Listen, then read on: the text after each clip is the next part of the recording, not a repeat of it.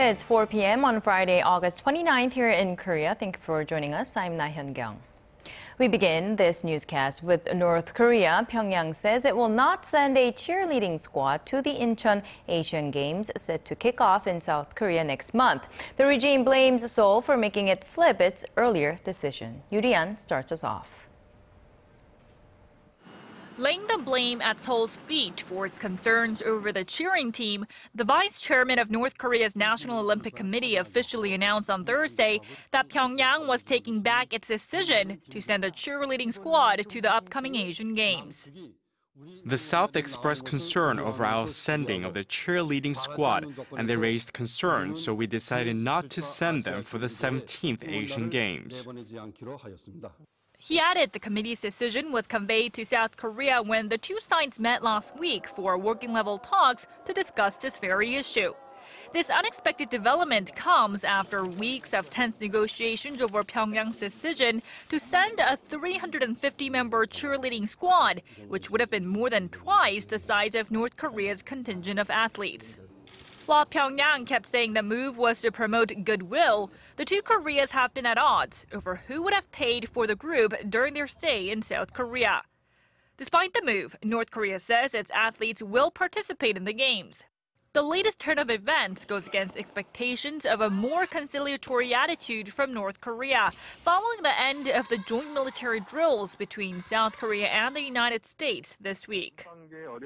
In the short term, it's inevitable inter-Korean ties will get worse. But if the Koreas fail to improve relations, they will feel pressure from inside and outside of the country. So in the long run, there's a high chance the two will begin dialogue. The South Korean government did not comment directly on North Korea's announcement, only confirming that it was informed. Officials added that they will continue to take all steps necessary to make sure the North Korean team can participate in the Asian Games, which kick off on September 19th in Incheon. Yoo Li-an, Arirang News. And there's one other sports event North Korea is paying extra attention to, a pro wrestling competition taking place this weekend in Pyongyang. Experts say the communist regime is trying to enhance relations with Washington and Tokyo through sports diplomacy. Our Kim Hyun-bin reports. Several athletes arrive at Pyongyang Airport. They're all pro wrestlers here to take part in an international wrestling competition.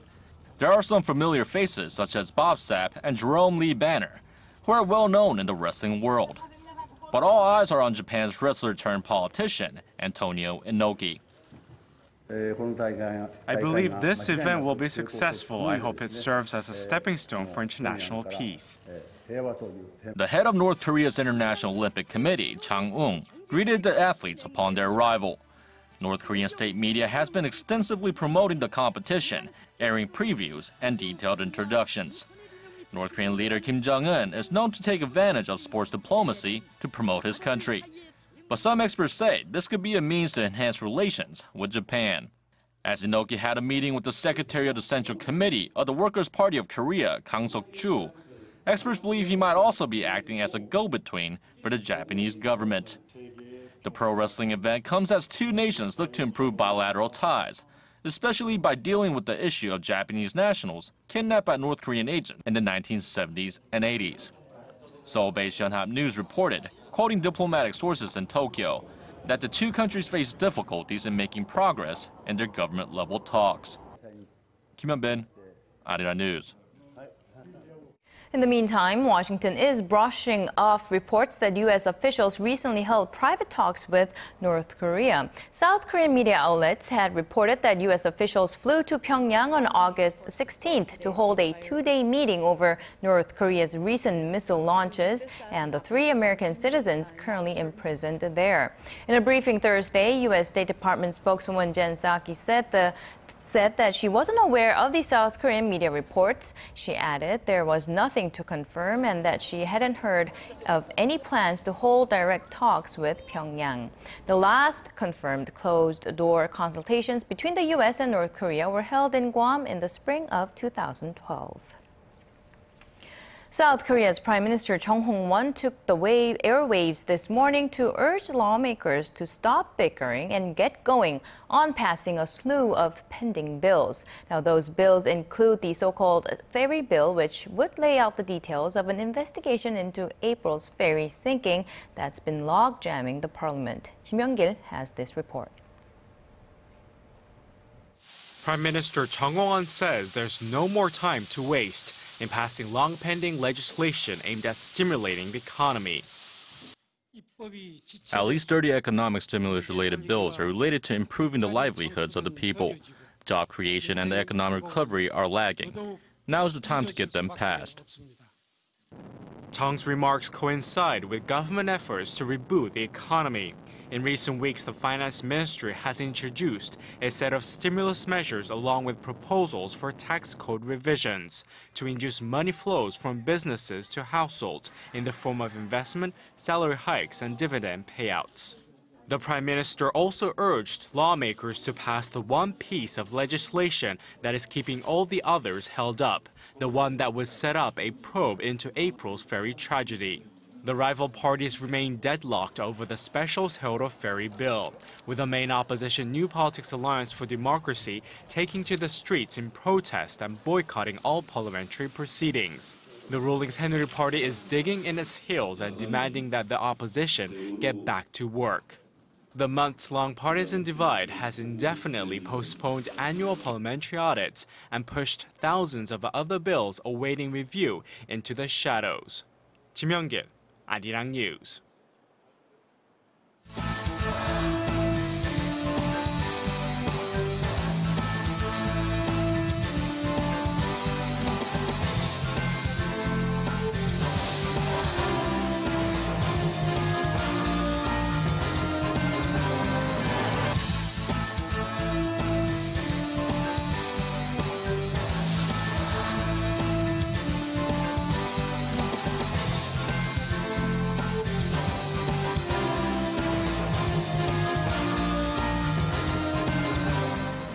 So the housing market in Seoul is showing signs of picking up after some government regulations were eased earlier this month. Although it's traditionally an off month for home buying, the Seoul Housing Information Plaza says the number of housing transactions in the Korean capital is expected to surpass 6,200 in August, which would make it the highest since 2009. This comes after the government's new economic team led by Finance Minister Choi Kyung-hwan rolled out expansionary policies, chief among them being eased limits on the amount of money people can borrow from banks when purchasing a home. So we are seeing positive signs from the real estate market, but what about other sectors? Industry output for July barely rose at all, while business sentiment among manufacturers dropped for the fourth straight month. Song Ji-sun reports. The country's industrial output kept expanding in July, but the lackluster gain was yet another indicator that the much-anticipated recovery in domestic demand is not kicking in. Statistics Korea said Friday that production for all industries picked up by 0.2% last month, with the manufacturing sector expanding by more than 1% from June, helped by robust activities in the automobile and oil refinery industries. The pace of gains for all industries slowed considerably from 2.2% in June. Production in the service sector inched down 0.4% from a month earlier, with activities among wholesalers and retailers and the financial industry all contracting by more than 1%. A separate indicator confirmed that Korean manufacturers are not expecting a full economic recovery anytime soon. The Bank of Korea announced Friday that the business sentiment index for manufacturers for August stood at 72, the lowest figure in more than a year and the fourth consecutive monthly drop following April's deadly ferry disaster. Bank officials say businessmen remain worried about weak domestic demand and abundant uncertainties in and out of the country. A rating below 100 means pessimists outnumber optimists. Consumers, however, expect rosier days ahead, with consumer sentiment at 107, up 2 points from the previous month. 송지선, Arirang News. Now, starting in September, Seoul will have 10 electric-powered taxis offering their services around the capital. The city government says it will be a trial program running through April next year. And instead of the common orange paint jobs, they will be painted light blue, which is supposed to denote that it's better for the environment. The fare for the electric taxis will be the same as regular ones, starting at 3,000 won. That's about $3 US. The cost for charging the cars will be paid by the city and the Korea Environment Corporation. Now, the nation posted the largest ever earnings from tourism last month on the growing number of Chinese visitors to the country. The Bank of Korea says that tourists spent around $1.6 billion US in July, up almost 35% from the same period last year. The number of Chinese tourists stood at 690,000 last month, accounting for more than half of all visitors to Korea. Now, this also helped Korea's travel account deficit for the month of July narrow to its lowest level in 13 years. Korea's Fair Trade Commission is pushing to eradicate what it sees as unfair practices in the publishing industry. For a number of legal and contractual reasons, authors at times are said to only receive a tiny, rather absurd percentage of the profits. Our Kim Min-ji reports. Gurumbang or Cloud Bread in English is an extremely popular children's book which has clocked up sales in Korea of more than 500,000 since it was released in 2007. It was later made into animated series and a musical as well as other products, creating an added value of over $400 million US. However, the author only received about $18,000. This was due to their contract, which stated that the publication company pay a specific sum to the author and any profits created using the work go to the company. Such unfair practices have spurred criticism that publication companies are taking advantage of talented but nameless authors. The Fair Trade Commission is attempting to root out such unjust practices, saying it will rectify unfair clauses used by the nation's top publication companies. The clauses that are subject to change include the transferring of complete copyright, entrusting the use of works for secondary purposes, and getting permission from the holder of publication before transferring copyright. We hope the move strengthens the rights of the creator, as they will have more say when it comes to contracts. Publication firms will now have to sign a separate contract with the creator if they want the copyright for other uses. The creator will also no longer need the permission of the publisher if they want to sell the copyright to a third person. The Fair Trade Commission says the move will create a framework where the creator is rewarded fairly. Kim Min-ji, Arirang News. Come September 9th, iPhone lovers may get their first peek at the new iPhone 6 model as a media event is scheduled that day in California. It will come a year after Apple introduced the iPhone 5S and 5C, and a week after its arch-rival Samsung is set to unveil its Galaxy Note 4 phablet. Reports say one or both models of the iPhone 6 with display sizes measuring 4.7 and 5.5 inches could be coming. And there are also wide expectations that Apple's long-awaited smartwatch, the iWatch, will be released on the same day. The fall is fast approaching, and so is the wedding season in Korea. Up until now, the Korean wedding culture had tended to be a very expensive business, but an increasing number of soon-to-be weds are deciding to keep things simple, going for practicality and uniqueness. Connie Kim has this story.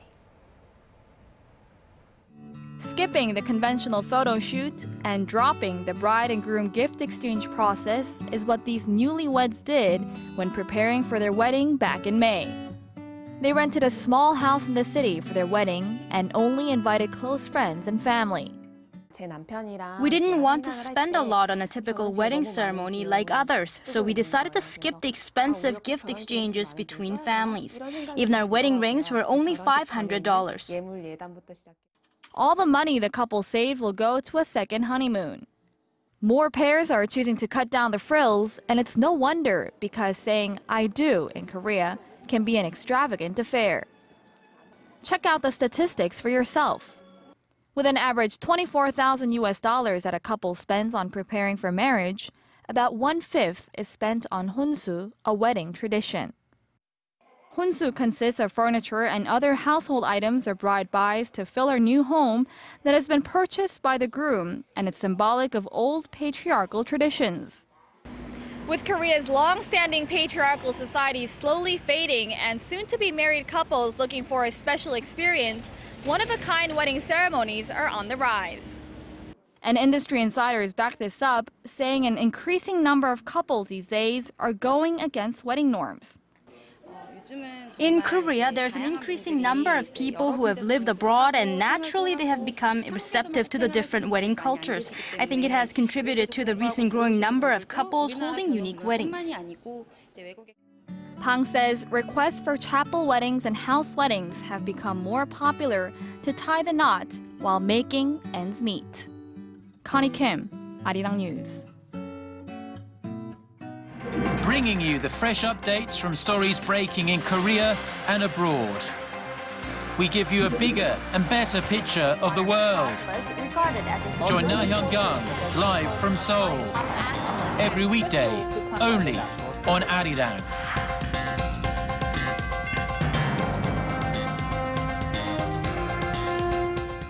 A deadly Ebola virus has already infected more than 3,000 people in West Africa, and the WHO warns that the number could reach 20,000 if proper action is not taken. But there is hope, as an experimental drug proven to be effective on monkeys will soon be tested on humans. Our Kwon So-ah tells us more.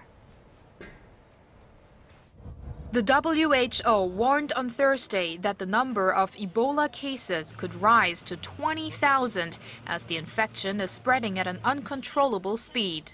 The virus has already killed more than 1,500 people, and there are at least 3,000 reported cases as of now.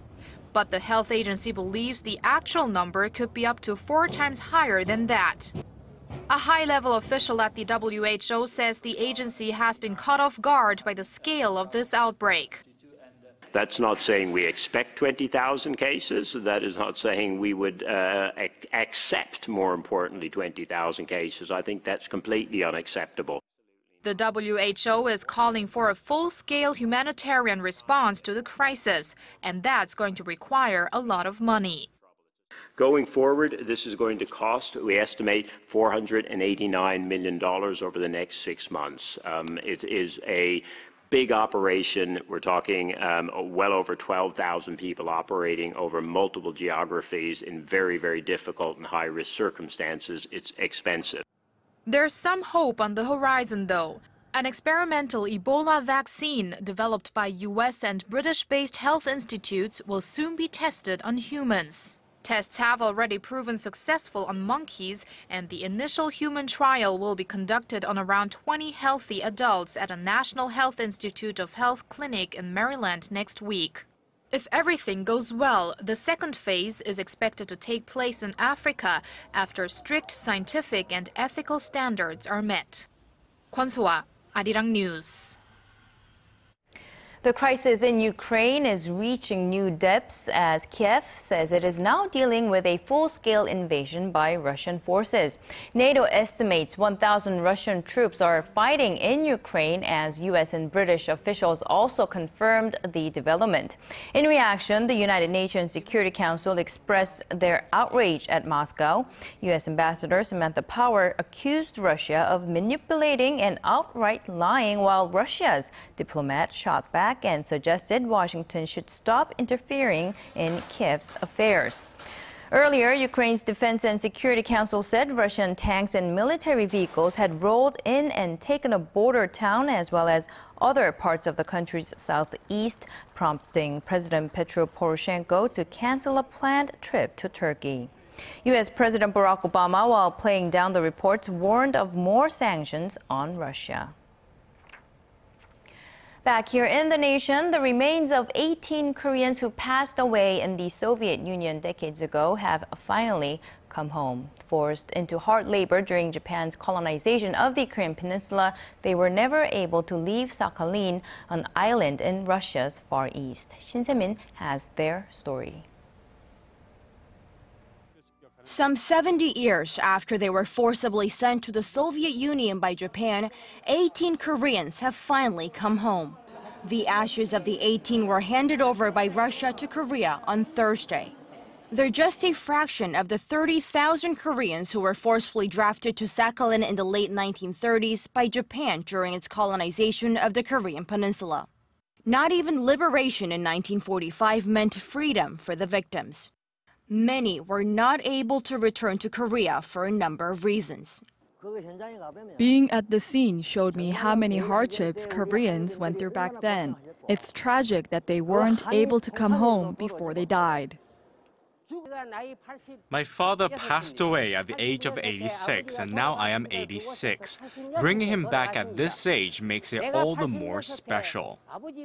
Forced into harsh labor conditions at construction sites and coal mines during the war, many of the Korean victims were the target of mass slaughters towards the end of it. The return of these 18 Korean nationals is the second such event following the return of one victim last year and comes as a result of consultations between the Korean and Russian governments.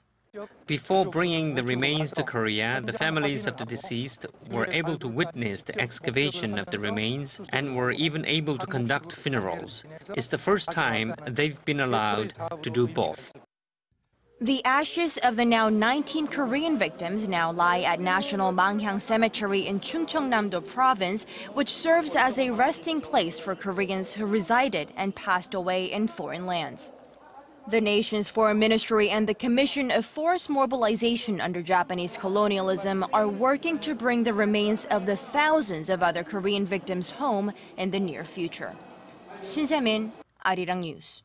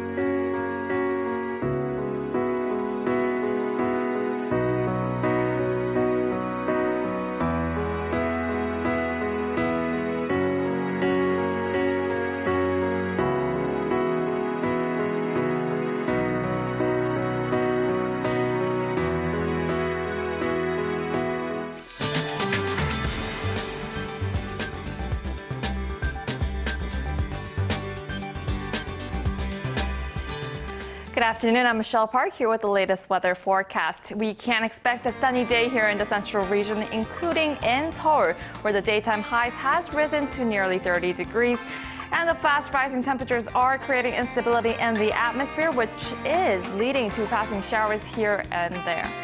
And the nation is covered with light cloud covers now, but as you can see, heavier clouds are coming up from the south in the northeasterly direction towards Korean Peninsula, especially towards the southern regions. And also the radar shows us that there is light rain in Jeollam-do province, which should clear out very soon, whereas this rain will continue until the evening in Gyeongsangnam-do province and on Jeju Island. Now going over to our temperature readings. Seoul will top out this afternoon at 29. Meanwhile, the southern cities such as Gwangju and Busan will top out to 26 and 25 degrees. Now moving over to other regions, Jeju Island peaks to 24, while Dokdo hits 22, and Mount Kumgang tops into the mid-20s. Well, now that's all for Korea. Now here's a look at the weather conditions around the world.